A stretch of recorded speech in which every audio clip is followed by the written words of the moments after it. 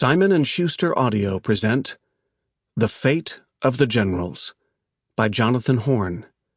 Read by Sean Pratt. Prologue.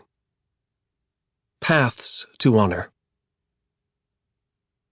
It would always be November 25th, 1863, in the mind of Douglas MacArthur. Nearly a century later, he would recall the fighting in the present tense, as if he had been there. So many times as a boy, he had heard the story of the 23,000 Union soldiers lying under the last line of trees and listening for the signal to rise, unfurl their flags, and step into the clearing, as if actors entering a vast stage viewable from the ridges, hills, and mountains rung around it. Behind these men, in blue, lay Orchard Knob, the mound-like hill where their newly arrived commander, Ulysses S. Grant, watched, and behind him, Chattanooga, the crucial railroad junction where they had withered away on half their usual rations amid the weeks-long siege he had come to break.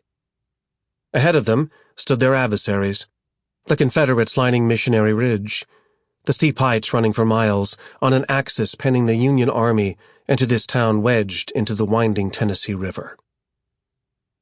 At this point, 2.5 years into the American Civil War, the soldiers had seen enough of rifle and artillery fire to recognize a suicide mission, and a frontal assault against a position as strong as Missionary Ridge had the look of one.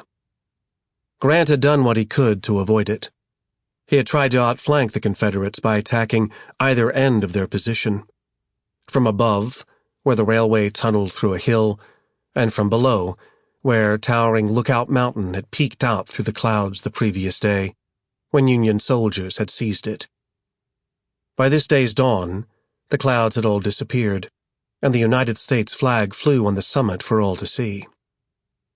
But rebel flags still crowned Missionary Ridge. By the afternoon, both of Grant's attempts to outflank and roll up the Confederate line had stopped short. No choice remained but to order the men in the middle to advance. Grant had no expectation that they could carry the ridge. In fact, he specifically commanded that they not carry it, only seize the rifle pits at its base and then stop, in the hope of forcing the Confederates to divert resources from resisting the principal attacks on their flanks. Sometime between 3 and 4 o'clock in the afternoon came the signal, 6 cannons discharging in rapid succession. The sound of bugles followed. Then, out from the trees... Sample complete.